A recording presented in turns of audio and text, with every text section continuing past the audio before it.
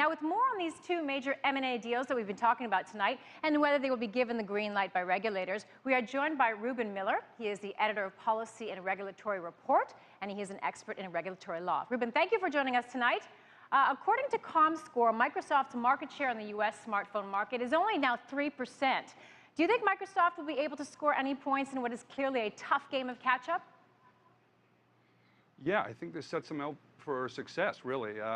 There's some amount of Google fatigue, some amount of Apple fatigue, and bringing in-house this handset maker equips them to potentially create a disruptive product, might allow them to offer that third option that maybe consumers are looking for. You know, a marketplace where there's three options, where we have a talented software team at Microsoft and a really tried and true Nokia team. This is a good position for them to be in, I think.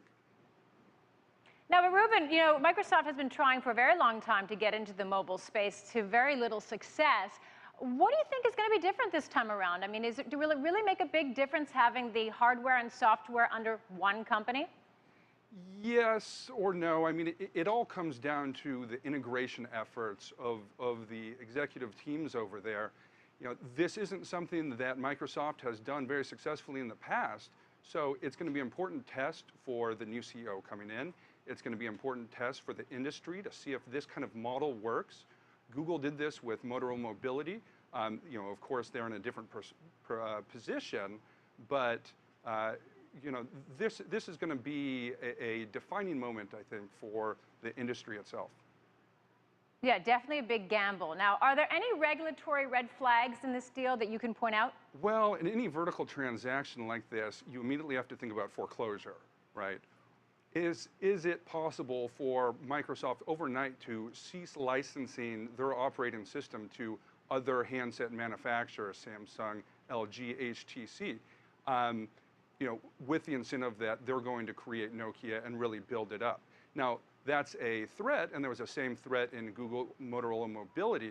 The difference is Google's Android system had 75+% of the operating system market, whereas what we're dealing with here is pretty minimal, right? 3% of the operating system market goes to Microsoft, and of the phones that run Microsoft, 9 out of 10 are Nokia.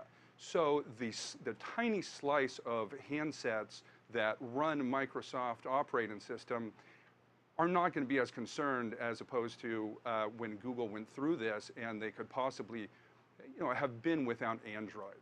It's a totally different picture here. So I don't see this being problematic. All right, well, there was speculation that Microsoft might make a bid for Canada's BlackBerry, and it doesn't look like that's going to happen. Could this perhaps open the door for other foreign potential buyers? And will Canadian regulators perhaps ease up on foreign pursuers? What's your take on that? I think it's a very, very interesting question. Canada has some of the most strict foreign investment rules that have just been updated after the Sinnock-Nixon transaction. It's a tall barrier, but now we have BlackBerry on an island.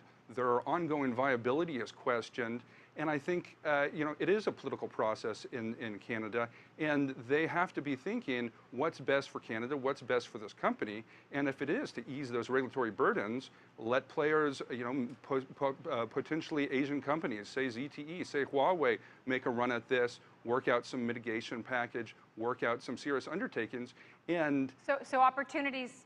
Sorry to cut it short, but basically opportunities for some other potential buyers out there. Yes, I would say so. I would say so. Okay. Well, thanks so much, Reuben. Unfortunately, we're out of time. That's Reuben Miller. He's the editor of Policy and Regulatory Report. Thanks for joining us in D.C.